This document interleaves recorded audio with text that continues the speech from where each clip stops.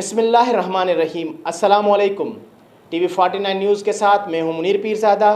آئیے چلتے ہیں خبر کی جانب۔ پی پی ضلع ٹھٹے کے صدر اور وزیر اعلیٰ سندھ کے معاون خصوصی صادق علی میمن نے میرپور ساکرو کے گاؤں علی محمد جوکھیو میں پی پی ایچ آئی کی جانب سے 24 گھنٹے سروس فراہم کرنے والے میٹرنٹی ہوم کا افتتاح کیا۔